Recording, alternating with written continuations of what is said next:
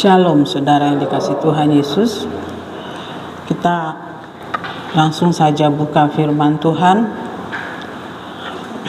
Hari ini terambil dari Efesus 6 ayat 10 sampai 13.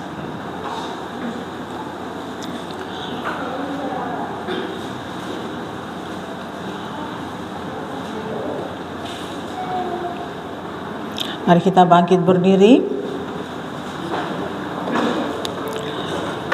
Mari kita membacanya bersama-sama. Efesus 6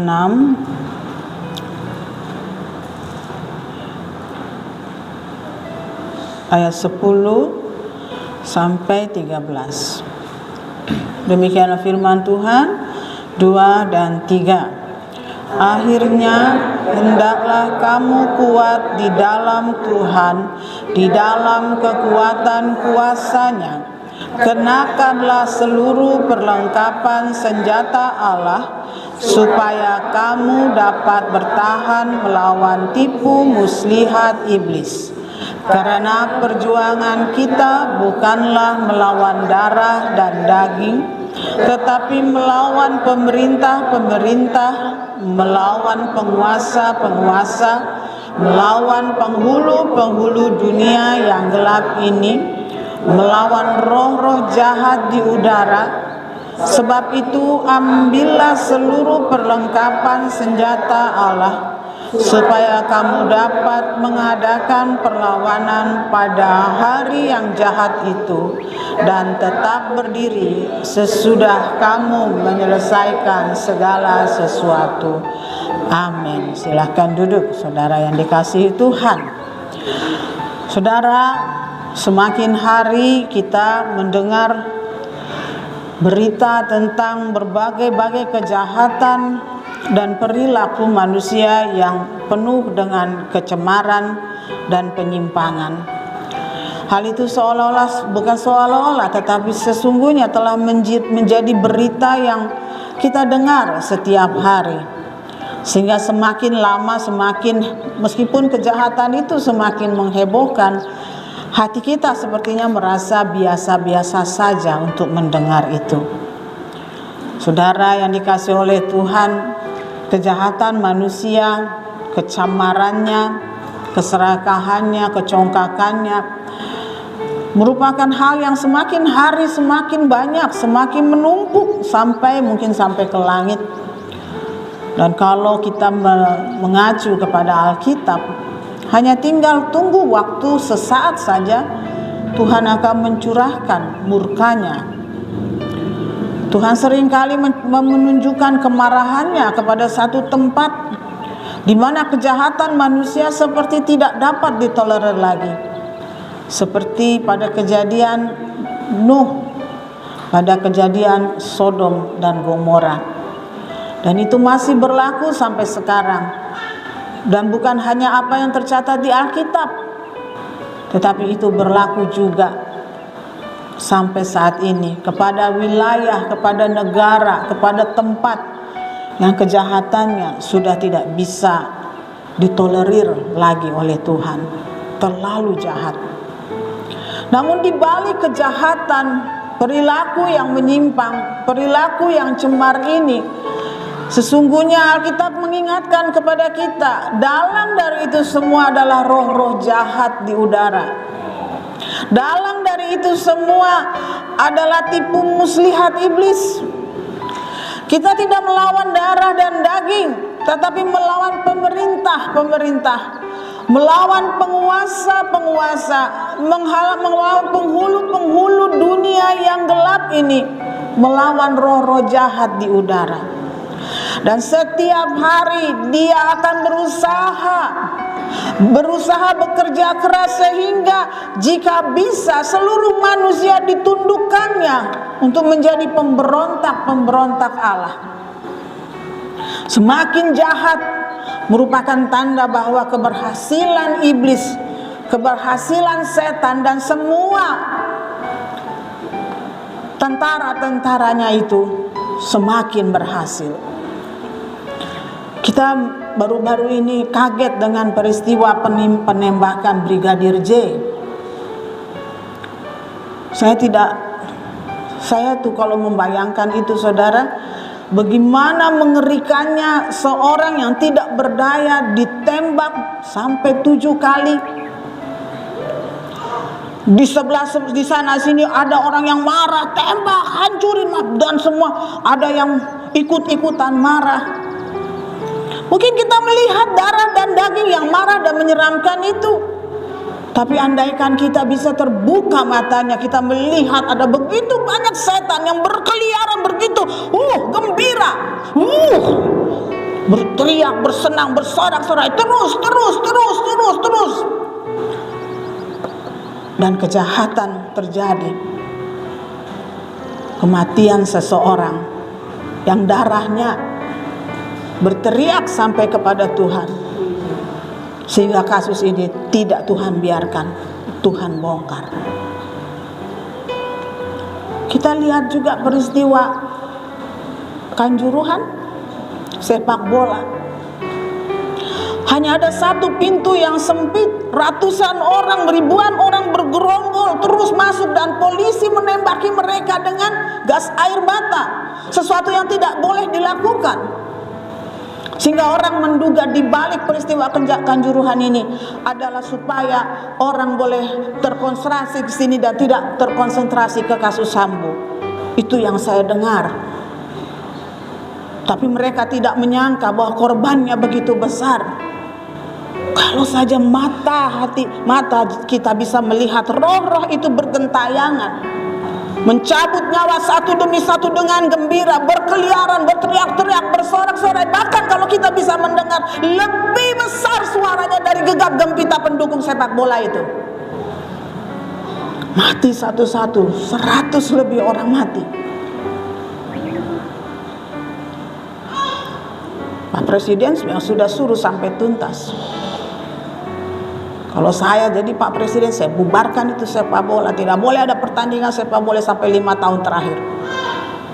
Saya setrap dulu orang-orang yang, tapi dia justru datang menghubungi Presiden FIFA, kasih jalan terbaik untuk Indonesia. FIFA manggut-manggut, Indonesia bebas dari hukuman. Padahal konon peristiwa Kanjuruhan itu adalah peristiwa terburuk nomor 2. Peristiwa terburuk nomor 2 yang mengakibatkan kematian. Roh-roh yang bergentayangan itu kita tidak pernah bisa lihat. Tapi itu adalah musuh kita.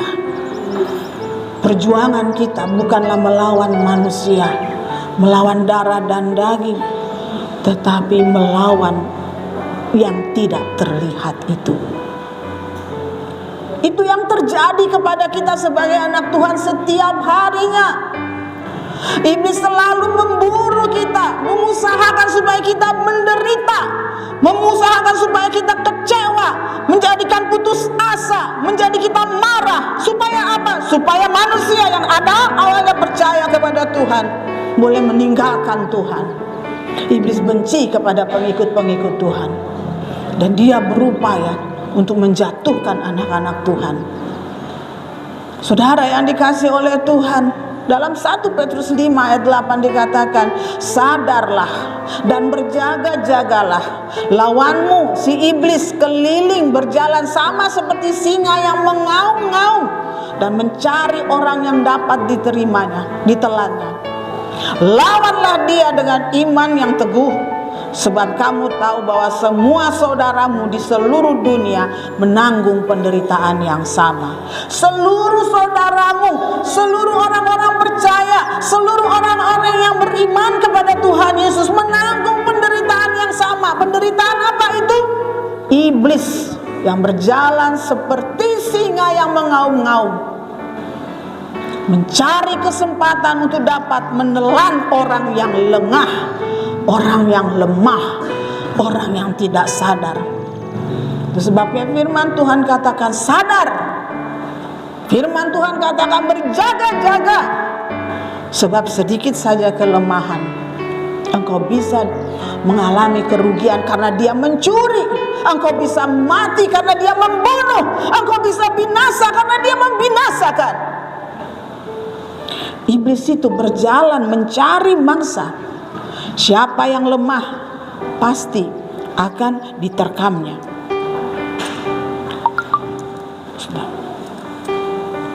Diterkamnya. Tapi kita harus melawan dengan iman yang teguh. Apa iman yang teguh itu? Iman yang percaya bahwa kita telah beroleh kekuatan oleh kuat kuasa Allah.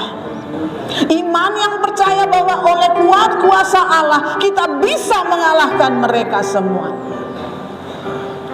Musuh kita tidak terlihat, saudara yang dikasih oleh Tuhan, tapi sakitnya dari setiap perbuatan itu bisa kita rasakan. Kemalangan, kecelakaan, kesedihan, keputusasaan dan sebagainya, kerugian, kehilangan dan lain-lain, itu adalah yang kita rasakan. Kita sering mengira manusia melakukan itu kepada kita, tapi mulai sekarang ingatlah, di balik itu ada dalang yang memang berusaha mengerjakan itu semua sehingga kita mengalami kesulitan dan kesusahan. Itulah setan, iblis dan seluruh pengikut-pengikutnya. Setiap hari dia berusaha untuk mencuri, membunuh dan membinasakan. Ia berusaha dengan segala usaha, ya, supaya setiap usahamu gagal. Dia berusaha untuk merampas damai sejahtera di hatimu. Dia yang menyolot atau menyulut percekcokan antara suami dan istri yang tidak pernah bisa didamaikan. Yang akhirnya dia juga yang menyulut supaya terjadi kekerasan di dalam rumah tangga. Dia yang mengajari anak-anakmu supaya berontak kepadamu. Dia yang mengajari para orang tua untuk bertindak tidak adil kepada anak-anaknya. Dia dalang itu semua. Dia juga yang merayumu untuk melakukan kedagingan dan kecemaran. Dipermudahnya akses pornografi, dibukanya peluang-peluang sehingga engkau bisa berselingkuh, engkau bisa pergi ke rumah pelacuran, engkau berbohong kepada istrimu. Engkau begitu lemah sehingga engkau tidak berdaya. Ketika engkau melakukan itu, engkau sedang, karena istrimu kau rasakan bisa kau bodohi. Istrimu ada di dalam kuasamu sehingga dia tidak berdaya meskipun engkau melakukan hal-hal yang konyol. Hingga datanglah kesusahan itu. Istrimu kena gonorho, hamil dia, anakmu yang menjadi celaka. Terlahirlah anak-anak cacat dan iblis ketawa. Ha. Dan kamu menjadi marah. Kau katakan istrimu keturunan orang yang gak benar, tapi sumbernya adalah kelemahanmu yang kau biarkan iblis menguasaimu. Dia juga yang mendorong kita untuk melakukan kecurangan, kebohongan, menipu. Dia yang membuat kita putus asa. Dan masih banyak lagi yang ia mampu lakukan dengan satu tujuan, supaya engkau kehilangan Tuhan dalam hidupmu, supaya engkau tunduk kepada iblis, supaya engkau tunduk kepada keinginanmu, kedaginganmu, hawa nafsumu, dan engkau melupakan Tuhan. Kita perhatikan di dalam Lukas 4 ayat 13. Sesudah iblis mengakhiri semua pencobaan itu, ia mundur daripadanya dan menunggu waktu yang baik. Iblis mencobai Yesus dengan keinginan supaya apa? Supaya Yesus kalah, tunduk kepada iblis, tapi Yesus tidak bisa dikalahkan. Haleluya. Tidak ada yang bisa mengalahkan Tuhan Yesus. Tapi iblis tetap tidak tahu diri, saudara. Ketika dia tidak berhasil di pencobaan di padang gurun itu, lihat apa dikatakan, ia mundur daripada Tuhan Yesus, tetapi dia menunggu saat yang baik. Dia menunggu kesempatan. Jika kepada Tuhan dia berani lakukan seperti itu, Tidakkah Ia lebih berani melakukan itu kepada kita, anak-anak Tuhan yang masih penuh kelemahan ini? Saudara yang dikasihi oleh Tuhan Yesus, Dia akan selalu berusaha. Kalau hari ini engkau menang, Dia tunggu besok, barangkali engkau akan lengah. Hari ini engkau menang, tunggu lagi lusa, besok menang, Dia tunggu sampai satu saat. Kalau soal ketekunan, saudara harus belajar juga dari iblis, karena dia tidak pernah menyerah. Sampai detik terakhir dia tetap usahakan, cepat atau lambat engkau akan kuakuisi, aku akan menguasaimu. Itulah di dalam hatinya.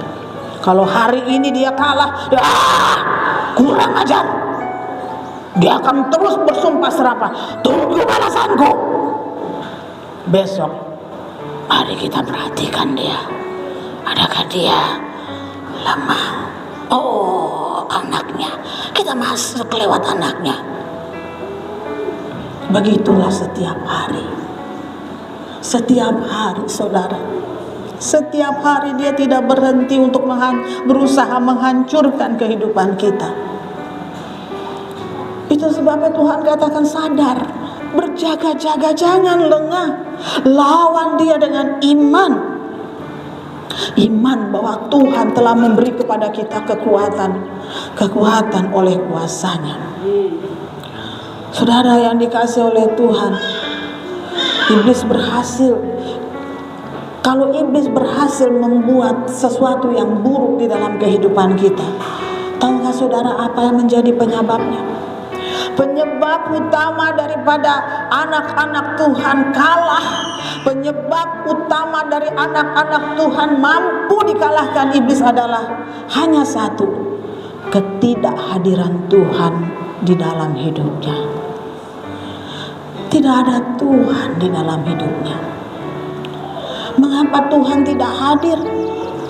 Tentu yang pertama-tama karena kita tidak mau berserah penuh, karena kita tidak mau berserah sungguh-sungguh kepada Tuhan.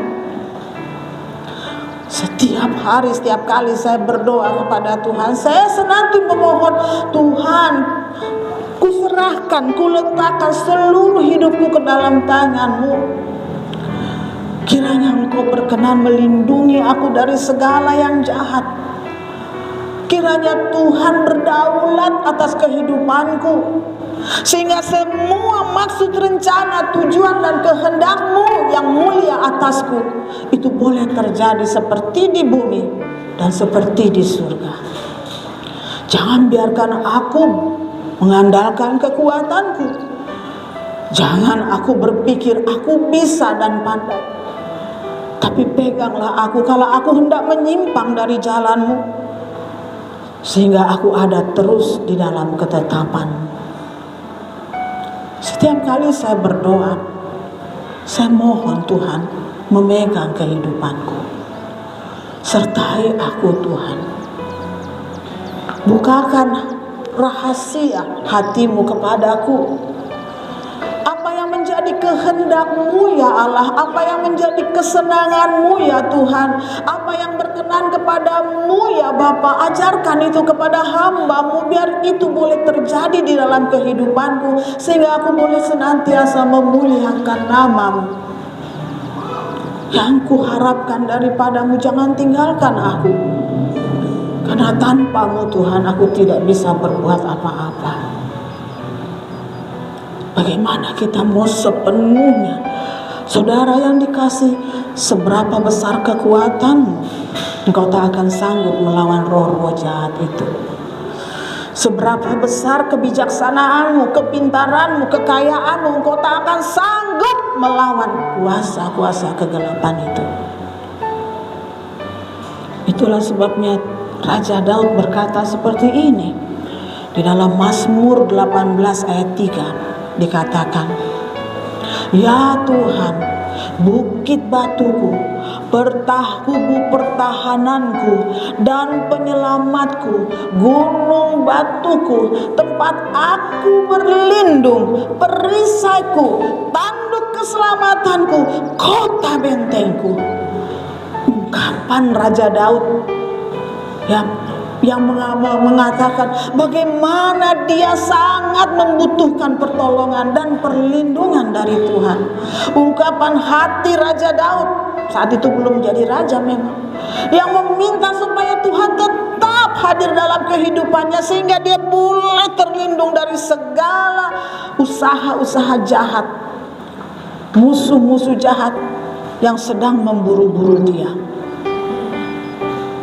Dia tahu walaupun dia cakap berperang, dia tidak akan bisa menang tanpa Tuhan bersama denganku.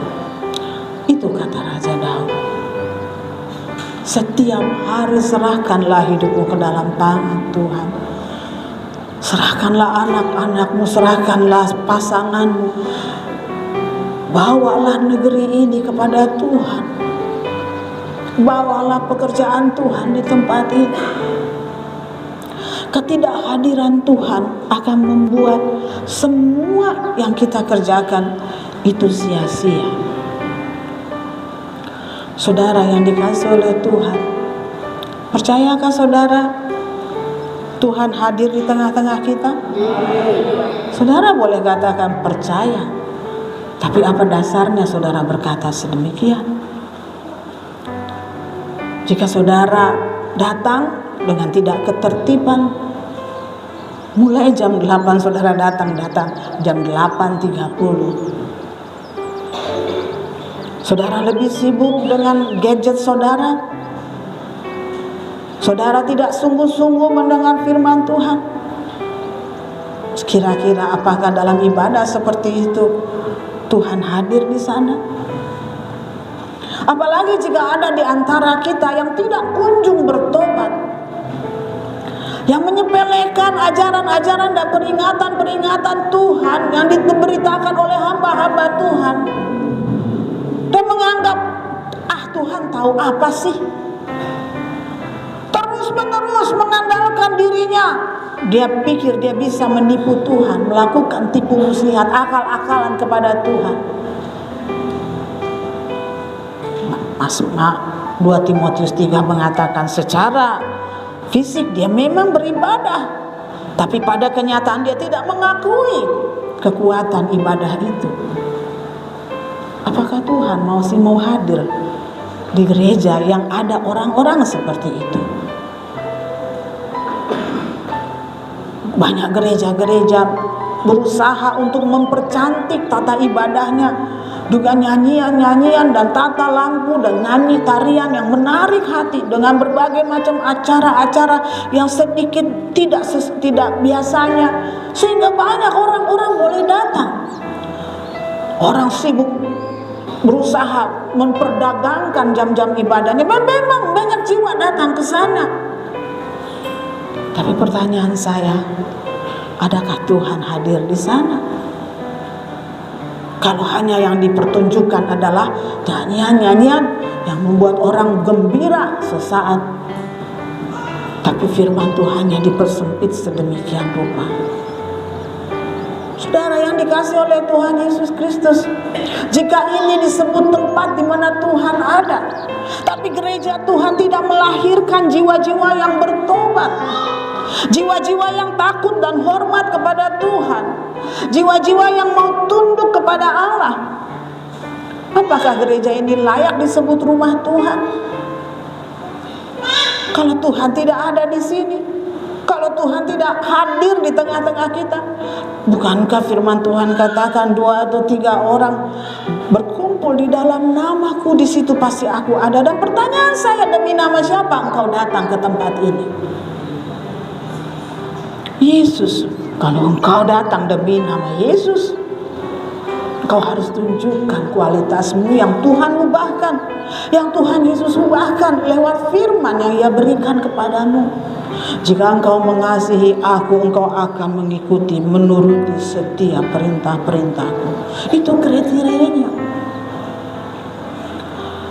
Jika di gereja ini tidak nyata ada kuasa Injil yang bekerja di sekitar kita, sehingga jumlah kita kesetiaan beribadah saja tidak semua setia ibadah. Kita berdoa sampai nangis, berember-ember supaya Tuhan isi bangku-bangku yang kosong. Maukah Tuhan mendengar? Jika engkau sendiri tidak menjadi saksi, surat terbuka bagi banyak orang. Jika engkau sendiri tidak berani untuk mengajak saudaramu, anakmu, seisi rumahmu, ayo datang beribadah bersama. Bagaimana bisa disebut ini gereja yang Tuhan, yang hadir Tuhan di sini? Ini hanyalah sekelompok orang-orang yang hanya main gereja-gerejaan. Kalau di sana tidak ada pertobatan, di sana tidak ada takut akan Tuhan, di sana orang menyepelekan seluruh pelayanan. Saya tidak bicara gereja ini ya, gereja ini sebabkan supaya kita jangan ikut-ikutan gereja yang ini di sono itu ya. Jadi jangan merasa saya tersinggung. Ya bagus kalau saudara tersinggung ya. Satan akan menjadikan tempat ini menjadi tempat yang paling enak. Nongkrong yuk di mana? Di Gebis Baladewa. Kenapa? Di sono panas sampai hati. Orang dikit gampang hilang damai sejahtera. Nyindir melulu nih kakak Susi. Abis itu yang diomongin, jadi saya teringat. Orang sedikit gampang marah, orang sedikit, wah pokoknya paling enak sono yuk. Kalau kita ke sono, pulang kita bawa hasil yang menggembirakan Tuhan kita. Siapa Tuhannya dia? Si iblis.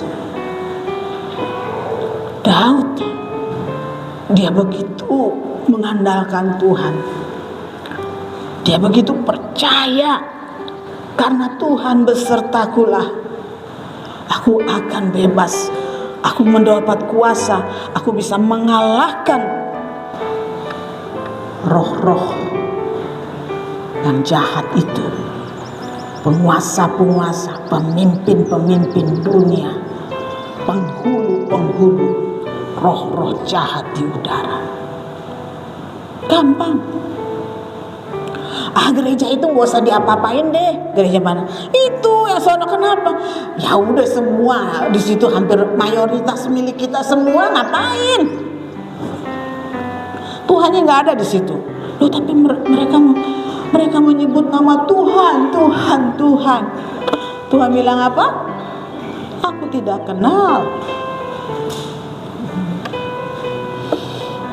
Yakobus 4 ayat 7.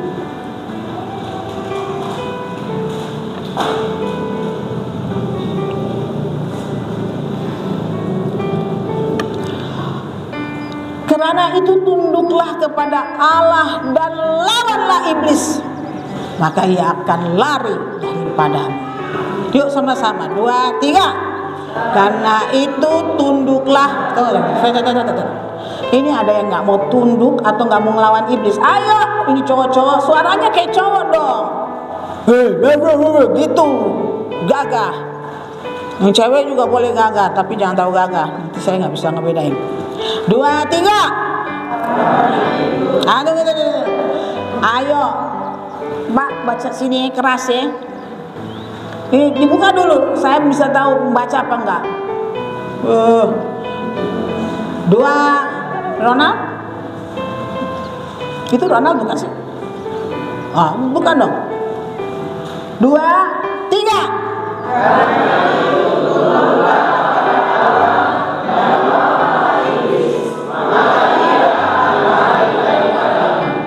Haleluya.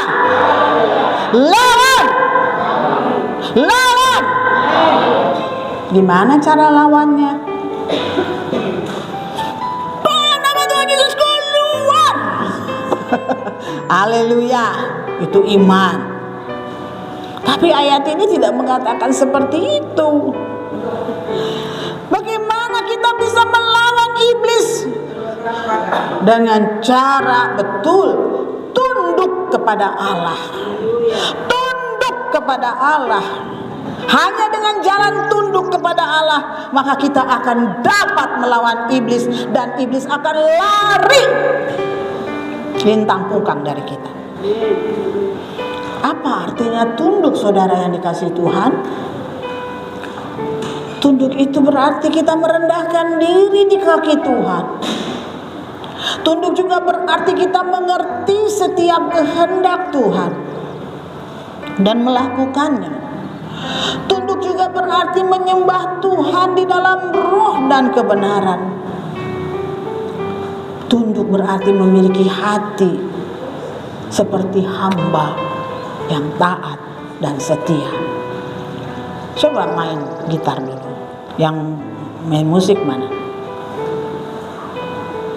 Samuel udah pulang. Urusin anak. Cek. Kamu mau kemana? Jangan ngandalkan itu. Aduh.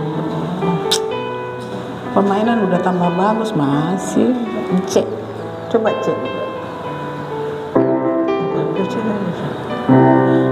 Ku tak membawa apapun juga saat ku datang ke dunia. Ku tinggal semua pada akhirnya saat ku kembali ke surga. Inilah yang ku punya, hati sebagai hamba yang mau taat dan setia padamu Bapa. Kemanapun ku bawa, hati yang menyembah dalam roh dan kebenaran sampai selamanya. Inilah yang ku punya Tuhan, inilah yang ku punya, hati sebagai hamba yang mau taat dan setia padamu Bapa. Kemanapun ku bawa, hati yang menyembah dalam roh dan kebenaran sampai. Inilah yang ku punya ya Tuhan, inilah yang ku punya, hati sebagai hamba yang mau taat dan setia padamu Bapa. Kemanapun ku bawa, hati yang menyembah dalam roh dan kebenaran sampai selamanya. Hati sebagai hamba. Kita sadar di dunia ini kita akan beroleh ini, tapi kita tidak akan membawanya. Kita bisa saja membawa begitu banyak harta, tapi itu tak akan berguna saat kita menghadap kepada Tuhan. Kita jangan biarkan hidup kita berjalan dari penderitaan karena iblis mempermainkan hidup kita. Tapi jalanlah di dalam jalan kemenangan demi kemenangan, kemenangan demi kemenangan, kemenangan demi kemenangan. Karena Tuhan beserta dengan kita. Tuhan beserta dengan kita karena kita mau tunduk kepada Dia. Kita mau jaga hati kita, merendahkan diri senantiasa. Mari saudara, mulailah hidupmu setiap hari dengan selalu datang di kaki Tuhan. Jangan biarkan engkau keluar rumah tanpa engkau terlebih dahulu menyertakan seluruh kehidupanmu ke dalam tangan Tuhan. Mari kita serahkan hidup kita dalam pimpinan kuasa Tuhan. Mari bawa seisi rumahmu. Mari mengandalkan Tuhan dalam setiap usaha dan pekerjaanmu. Hari ini Tuhan, tolong berkati daganganku. Seberapapun yang kau berikan, itu adalah berkat yang mencukupi kebutuhan hidupku. Mari saudara, kadang kita seringkali tidak laku satu hari, tapi kita mengucap syukur, kita tahu asal Tuhan jangan meninggalkan aku. Tuhan tahu caranya memelihara hidupmu, saudara yang dikasihi oleh Tuhan. Tuhan tahu membuka jalan jika engkau menghadapi jalan yang tertutup. Tuhan tahu memberikan apa yang kau perlu hari lepas hari. Dan kalau engkau tidak menemukan di sini, engkau menemukan yang lain yang dari Tuhan. Ada banyak hal yang harus engkau selalu syukuri. Walaupun seringkali itu berarti sesuatu yang tidak mengenakan hidupmu. Saudara yang dikasihi oleh Tuhan, tahukah saudara bahwa saya bersyukur ketika saya ditabrak oleh motor yang membuat kaki jari saya 3 patah dan mengharuskan harus dioperasi. Karena dengan jalan itu ketahuan saya menderita sakit jantung. Jika saya tidak pernah ditabrak, kaki saya tidak patah, dan saya tidak dioperasi, dipasang pin di jari itu, dan kemudian ketika diambil, semua Tuhan atur, dan saya hanya bisa menangis bersyukur. Enak tidak waktu ditabrak? Tidak enak. Dipijit, wah, sakitnya luar biasa. Itu ada di dekat rumah saya ibu yang saya gemuk ya, dia 2 kali. Itu. Tapi kalau tangannya itu di sininya kayak ada kekuatan. Dulu ada Mama Kevin juga ikut-ikut jatuh, dia wah nggak bisa tahan. Padahal dia lebih tabah dari saya. Bu, saya nggak mau dipijit, dikit dipegang, nggak mau. Tapi saya bersyukur melalui itu. Saya bilang kalau saya tidak ngalamin ini, saya tidak tahu saya sakit jantung. Sakit jantung saya itu aneh, saudara. Beberapa kasus sakit jantung saya itu mati bukan karena kecapean, mati bukan karena kegendutan, tapi mati gara-gara tidur, terserang saat tidur. Makanya sejak saat itu, selama saya belum sembuh, saya nggak pernah kunci kamar saya. Ibu saya itu semalam saya marah sama dia karena pintu dikunci. Tahu apa yang dia bilang? Kalau saya mati aja. Saya bilang bukan soal mati, mak. Kalau mama jatuh terus patah, bengkak, berapa bulan itu sakitnya, dan saya terus menerus yang, aduh, dikira nggak gampang, dikira enak kali ngurusin BPJS. Saya jago BPJS, tapi kan nanti penderitaannya bagaimana? Itu baru syarat kemarin itu aja. Kemarin ngomongnya apa sama saya? Barangkali saya sudah mau mati ini. Nggak usah sakit, teriak-teriak. Saya telepon adik saya, katanya mau mati. Jangan gitu, Kak. Saya sampaikan aja. Bawa itu ke Angkatan Darat itu, Gatot Subroto. Di sana lebih teliti. Saya nggak pernah kunci kamar, saudara. Saya takut mati kan, kalau tiba-tiba kasihan orang rumah. Gedor-gedor. Ini di dalam 2 hari. Saya ngebayangin, saya ngerepotin orang seperti itu. Ya, saya bersyukur. Syukuri. Hari ini kok saya begini. Sudah, anakmu begini. Sabar. Kita mau turut apa yang kata Tuhan. Serahkan. Tunduk juga berarti saudara mau taat sehingga nyata ada perubahan, ada hidup baru di dalam diri saudara. Bisa dirasakan, papa sekarang beda ya. Bedanya apa? Gak tahu, tapi rasa beda. Mama sekarang beda ya. Kenapa? Gak tahu, tapi saya tahu itu beda. Bagus apa enggak? Bagus. Aku suka mama yang seperti ini daripada mama yang dahulu. Anak-anak kok sekarang jadi begini ya? Kenapa? Baik. Puji Tuhan, karena kita belajar mau tunduk, taat. Kita tahu mana yang baik, dan kita tidak mau masuk dalam yang tidak baik. Kita tahu mana yang berkenan kepada Allah, mana yang sempurna. Dan karena kita mau tunduk kepada Allah, kita mau lawan iblis, sehingga kita tidak mau tunduk kepada bujuk rayu iblis.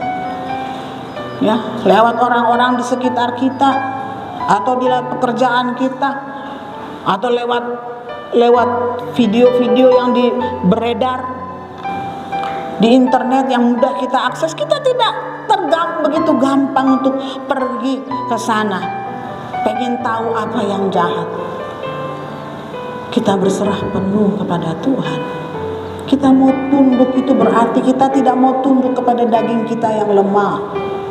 Daging memang lemah, tapi roh itu penurut. Kita mau latih roh kita untuk menjadi semakin kuat, sehingga kedagingan kita hilang. Saudara yang dikasihi oleh Tuhan, Efesus 5 ayat 15 sampai 17 berkata, karena itu perhatikanlah dengan seksama bagaimana kamu hidup. Janganlah seperti orang bebal, tetapi seperti orang arif. Dan pergunakanlah waktu yang ada, karena hari-hari ini adalah jahat. Sebab itu janganlah kamu bodoh, tetapi usahakanlah supaya kamu mengerti kehendak Tuhan.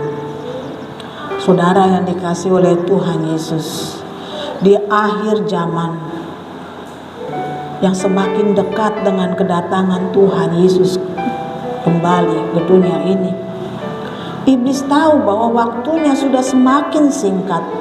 Tinggal sesaat saja dia akan menghadap dan menerima pengadilan dari Tuhan. Dan itu sebabnya dalam waktu yang semakin singkat ini, ia semakin giat bekerja bersama pasukannya. Ia tidak mau saat Tuhan Yesus datang ke dunia ini masih ditemui orang-orang yang memiliki iman. Seperti yang dikatakan Tuhan Yesus, jika anak manusia datang kembali, adakah ia menemukan iman di bumi?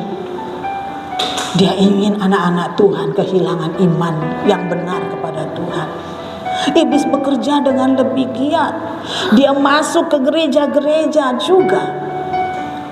Dia masuk ke pemerintahan-pemerintahan, dia masuk ke sekolah-sekolah, dia masuk ke pasar-pasar, dia masuk ke mana saja dia bekerja double, jauh lebih giat, supaya ketika Tuhan datang dia tidak menemukan iman di bumi. Dia yang menjadi penjebak. Saudara yang dikasihi oleh Tuhan, sangat sakit hati saya sebenarnya ketika kita akhirnya tahu bahwa COVID-19 ini adalah rekayasa manusia. Virusnya dikembangkan di biolab, dan beberapa di antaranya ada di Ukraina yang diserang oleh Rusia.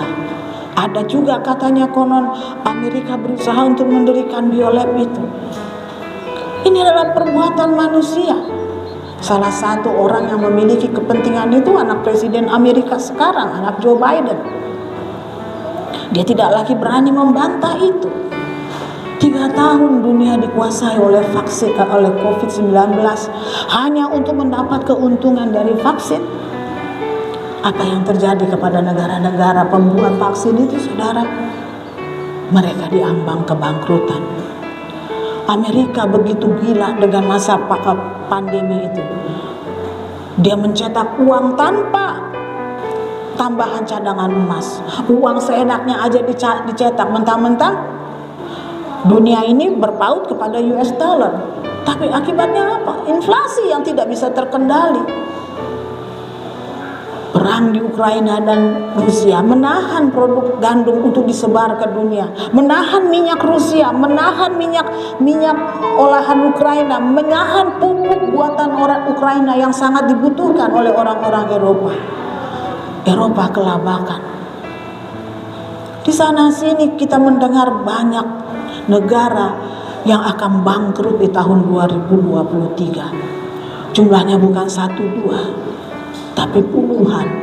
Inflasi yang 2 digit, lebih dari 10%, membuat orang teriak-teriak. Harga bensin di Indonesia masih 14.000, kita sudah ngamuk-ngamuk. Jokowi nggak benar kerjaan. Saudara tahu di Belanda, di Jerman, pergi ke sono, kalau nggak habis gaji lo, terus sekali isi bensin, meningkat. Pengangguran. Sekarang musim dingin. Saya melihat di video-video yang ditunjukkan apa yang terjadi di kota-kota, begitu kumuh, begitu banyak orang yang tidak punya rumah. Ini belum masuk benar-benar musim dingin. Tapi Amerika, Eropa, negara-negara Eropa Mereka adalah negara-negara yang dengan mudahnya menyatakan, kami sedang mempersiapkan diri kami untuk kedatangan antikris. Saya menonton tarian ketika ada perlombaan di Inggris. Itu benar-benar menunjukkan tarian tentang kerinduan kedatangan antikris. Lambang-lambang setan bertebaran. Pada pelantikan Obama misalnya, dia ada di pestanya tuh ada podium dengan berlambangkan gereja setan yang ada di Turki sana, ya, Satan Throne. Demikian juga di Jerman, di mana-mana seorang artis Amerika menyanyi dengan apa? Semua orang harus melewati kubah yang berbentuk Moloch, mulut. Itulah lambang dewa Moloch, dewa pengambil nyawa. Dan mereka menari seperti orang gila. Ratusan orang meninggal saat itu, saling menginjak dan akhirnya saya nggak ngerti. Ada kesetanan. Mereka bekerja dengan giat untuk menanti antikristus datang. Tahun 2023 katanya Indonesia tidak akan terkena resesi. Tapi Pak Presiden sendiri berkata, awas 2023 itu gelap. Artinya kita sebagai warga Indonesia harus waspada. Akan ada kesusahan, dampak yang besar. Kita sih aman, gak perang, kata siapa? Perbatasan kita dengan Australia di sana sudah berdiri. Begitu banyak kapal-kapal perang Australia siap berperang dengan Indonesia. Mereka sedang bikin gara-gara dengan Indonesia. Tunggu sampai presidennya jatuh dulu, Pak Jokowi diganti, dia naik, dia akan mulai, ayo perang. Karena belum ada pemimpin seperti Bung Karno dan Pak Jokowi yang berani menentang. Kita sebagai orang Kristen tahu ini adalah kuasa roh jahat, bukan? Pemimpin-pemimpin, penghulu-penghulu roh-roh jahat di dunia. Apa yang kita lakukan? Kita sudah lama diserukan di tempat ini, ya Tuhan, kiranya Engkau berkenan melimpahkan bagi negeri kami kelimpahan pangan dan segala kebutuhan masyarakat. Dan biarlah oleh kuasa-Mu Tuhan, kelimpahan itu boleh terdistribusi kepada seluruh rakyat Indonesia, sehingga tidak terjadi kelaparan bagi orang-orang di Indonesia. Kita berdoa setiap hari untuk itu. Kiranya Engkau memberkati Tuhan apa yang ditanam oleh para petani, pekebun, peladang, peternak, dan juga pengusaha tambak, bahkan nelayan. Kiranya hasil tangkapan mereka boleh berlimpah, membawa kesejahteraan kepada mereka dan kecukupan pangan bagi warga Indonesia. Kita berdoa setiap hari, Tuhan, luputkan kami dari bencana perang. Karena kita tahu bahwa jika Indonesia berperang, kita tidak siap dengan senjata-senjata canggih. Tapi kita bisa belajar dari apa that dialami oleh bangsa Israel pada tahun 1967. Ketika enak ya udaranya yang untuk tidur ya. Ketika mereka diserang oleh Pan Arab dengan persenjataan yang luar biasa, sementara mereka tidak punya persenjataan yang besar, yang canggih. 7 hari peperangan namanya Yom Kippur, Pan Arab bisa kalah. Gosen direbut oleh Israel, Gaza direbut, tanah Golan direbut. Marahnya luar biasa orang-orang Arab. Tapi apa kata Perdana Menteri Israel? Allah kamilah yang telah memberi kemenangan ini. Dan jika kita berdoa, Tuhan lindungi bangsa ini, negeri ini ya Tuhan dari ancaman peperangan, maka Allah yang akan melindungi ini akan memberi perlindungan terbaik. Seberapa canggih pun senjata-senjata yang diarahkan kepada kita, oleh kuasa Tuhan itu tidak akan terjadi menyerang kepada kita. Saat ini canggihnya senjata bukan main dengan drone. Sekarang hanya dengan bom, tapi Putin berencana mengisi drone-drone itu dengan bom, dengan hulu ledak nuklir. Bagaimana caranya mengusir? Kalau satu meledak di udara saja itu sudah membawa akibat nuklir. Sangat ngeri. Tapi kita tahu, kita percaya Dialah benteng perlindungan kita, gunung batu kita, pertolongan kita, keselamatan kita. Kita tidak tinggal diam dengan apa yang terjadi di sekitar kita. Kita berdoa, Tuhan luputkan dari bencana alam, bencana banjir.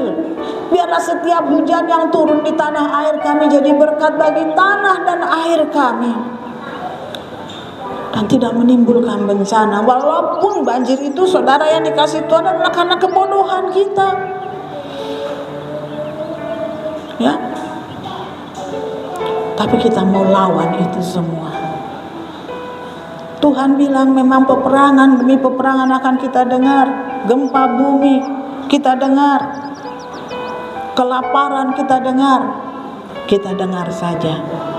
Kalau kita berseru kepada Tuhan, kita terlindungi dari itu semua.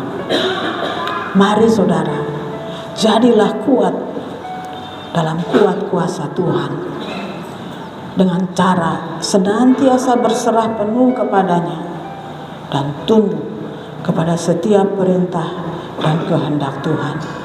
Tuhan Yesus memberkati. Shalom.